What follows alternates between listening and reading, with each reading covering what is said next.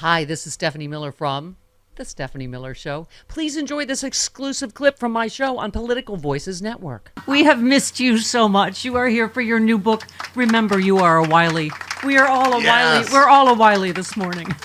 Well, thank you. That was a really wonderful, humbling, and overwhelming musical interlude for me. Well, can I just tell you how many times I have liked and retweeted someone saying, New York, you could have had my Wiley. Okay. let's not even. Well, New York does still have me. I'm still a New Yorker. Maybe they will choose more wisely next time. Okay, so I mean, we have so much to talk. I just was telling you, we were just playing Mark Robinson, sound bites, and only this Trump Republican Party could create this creature. I just said on air, I said, I don't know what subset of black people are for slavery, but I guess he represents them. And a black Nazi who doesn't think women should have the vote, who denies the Holocaust. I mean, we could go down a list. Sure. But can I just say, how did this become the party that went from failing with Herschel Walker and finding someone who actually is worse? How'd they find that black man? How is it even possible? Right. They found black people we didn't even know existed. I gotta say. And some of us black, so I'm just saying. Well, I gotta say, we had Greg Palast on this morning. We've been talking about, what just happened in Nebraska, what's happening in Georgia. I mean, I forget, you probably know, because you're a brilliant attorney, which case it was where the judge said they are trying to disenfranchise black voters with surgical precision. Yeah. That was actually more, there was almost more than one state. I mean, there were actually a couple of cases, North Carolina, Texas, where similar language, I mean, I'm just saying this because it really, despite the fact that the Supreme Court has not seen fit to protect voting rights in this country for the most part, that lower courts have said it quite plain and made it quite clear in more than one case. Yeah. But I have to say, it's actually, look, every voter, we need to show up and vote. Mm-hmm. Yeah. And we need folks to know their vote is going to count. They're the only people who are going to decide the outcome of this election is voters, but that's because we have to make sure voters know that that's the case. And the only way we are going to continue to ensure the protection of our democracy is by voting, is by showing up. I keep talking about that, the fine needle I think Mark Elias is threading by being very positive and saying Kamala Harris is going to win, she is going to be inaugurated, but, that we have to vote. I mean, he and, brilliant lawyers like all of y'all are going to do, what you have to do. But I mean, we just have to vote because I think it is terrifying, the new and different ways they're coming up with to try and F with this election. Yeah, I mean, look at. Well, first of all, I say we have to vote no matter who you want to vote for. Vote, right? I mean, that is a fundamental pillar of our democracy. We at the Leadership Conference on Civil and Human Rights don't tell people who to vote for. We will talk about what to vote about. So we will talk about whether you want somebody who's going to protect your freedoms, you want somebody who's going to understand your civil rights, like the right to decide who you are, who you love, when you start a family, and whether you get to decide who leads us. Like, that's what you should be voting for. And you make the decision who you think is going to do that. But I will tell you this. The shenanigans that are going on to prevent particularly people of color from voting. I mean, in Texas, you have an attorney general who literally is going after elderly women working in nonprofits, just trying to help people understand where and how to vote, using criminal laws to do that. They're doing the same thing with abortion. Yeah. They're literally criminalizing people trying to take care of their health care or help their communities know where to vote and how to vote. It is exactly why we have to just keep showing up, because it is also voting down ballot. One of the important things about this election is getting more people to pose, reminding folks, don't stop it, President. Yeah. Keep on going down your ballot, because these are the same people who are trying to take away your rights in states and in local government. You threaded about, Nebraska, thank God. We had found one lone principled Republican that stopped that. But you said the playbook, when you can't win by playing by the rules, you lie about your reliable elections, you try to divide to conquer, and then you fight to make the rules work for you. Vote for the future, not the division. And just further, you said creating problems where there are none. Experts point out hand-counting ballots has more errors than computer tabulation, why we need freedom to vote and the John Lewis Voting Rights Act for free and fair elections. They're clearly doing it to slow everything down, to scream fraud, to see if they can get this thrown into the House or to the Supreme Court, right? Mm-hmm. Yeah, they're literally laying a foundation to try to make an argument to prevent certification of elections at state level, right, before anything gets to the federal level this time. So that's not a January 6th. That's a November 5th. Right.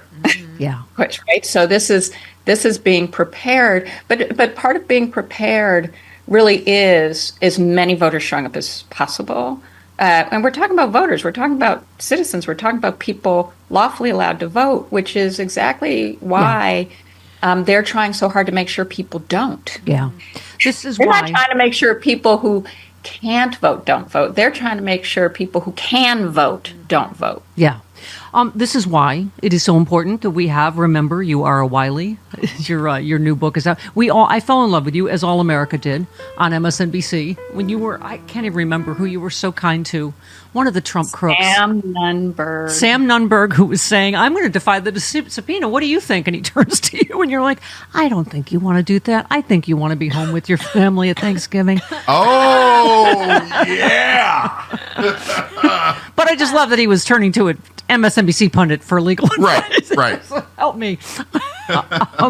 Even more astounding, Sam Nunberg is someone who would drop the N-word. Oh, yeah. He is someone who worked for Roger Stone, who, as we know, Roger Stone also has saddled up right up to white supremacists and neo-Nazi and other extremists. And before I went on, and I'm saying this because of the book, because of Remember You Are a Wiley, because I was so angry and I knew this and I couldn't believe it. I was like, I'm going to have to be on with this guy who I know, who has documentedly called black people by the worst racial slurs, out loud and proud about it. And here I am about to go on set with him, and I was really prepared to eviscerate him. Wow. I mean, I was coming on, and I was coming on with, I just say that because, but then this is like all things. And my cat now wants to come on the show. So please. Yes. Please. She's already got an opinion she's trying to share. We are lousy with childless cat ladies around here. Yes, Please. we are. I got three. So but when it became, so clear, Ari is also a very gracious person and really set the tone and asked him how he was. And it was clear he was not okay, right? He was clear he was not okay. And it is hard to be okay when you're frightened by the criminal justice system. It's hard for anybody to be okay. Yeah. It just became something where those lessons of my parents, which is you don't have to accept the ugly, you don't have to accept the hate, you don't have to tolerate that. But that's not the same thing as failing to show humanity and compassion. No, you so modeled leadership and empathy in that moment. Now, how long have you been black? I was thinking about that the other day, and I was shocked to find since birth. I knew that you must have extraordinary parents to have created this mythical creature that is Maya Wiley. But talk to us about Remember You Are Wiley. Just the way it's described is so compelling. Born in a country that has repeatedly traumatized her and her loved ones, Maya Wiley grew up in a household that prioritized activism, hope, and resilience above all else. This attitude landed her father on President Nixon's enemies list as her mother organized third-party political platforms. Still, they modeled hope for their children. Interestingly, Jill Wine-Banks, your buddy's coming up. Speaking of Nixon, in just 1 degree of separation. Yeah. But talk to us about that. I mean, so now I see where your extraordinariness comes from. But talk a little bit about the book and your family? Yeah, well, I mean, my parents were extraordinary, and always my father as a black man who got a PhD in organic chemistry in 1957, had a budding and brilliant chemistry career. My mother, a white woman from Abilene, Texas, grew up in a very racist society and a very religious one, in all the ways that are definitely would many of whom would fall into the category of MAGA Republican today. And Can I yet just say this interview is JD Vance's worst nightmare? That cat just keeps walking back and forth, and you're a brilliant black lady. Go ahead. this is black lady with cats is probably even scarier to JD Vance, Yeah. but. I will say that the lesson of my mom, number one, was, I mean, she was already a fierce activist and found it on her own Yeah. before she met my father. But he was more, she was the Adelaide Stevenson progressive, and he was the Humphrey civil rights, liberal. Let's say it that way.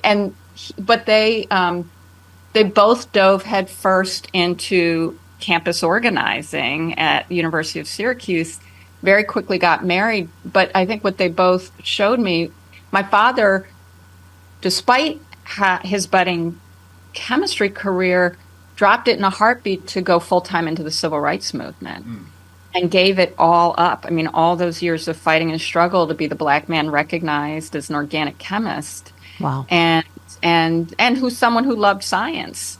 But the calling to and the commitment to the civil rights movement was stronger. And then my mother, being my mother, does everything in her power to support him, including with two young kids, being the one who gets a job to pay the bills, because organizing doesn't really pay all the bills, especially when you have two kids. And they didn't have cats, but but they did love cats, both of them, and got cats later in life. So I think they just modeled so much for me that the commitment to justice and change. And with my father, particularly getting on Nixon's and his organization, he was organizing black women on welfare because he really saw black women as critical leaders in making change, no matter how poor.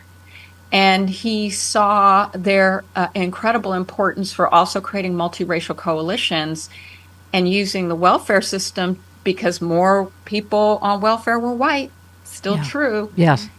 But also to show how we have to climb out of this hole together, and really believe that was the path, both to solving poverty, to solving black poverty, was women of all races and starting with black women. But that's what nailed him in terms of his getting on Nixon's enemies list.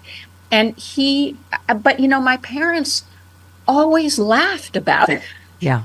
This is the thing. It was dangerous. I mean, that, in COINTELPRO, the FBI, infiltrating civil rights movement, believing it was as dangerous as communism, which also at the time was not particularly dangerous. But all of that, weaponizing government against progressive organizing just to get people what they needed, basic fairness, being able to take care of their families. So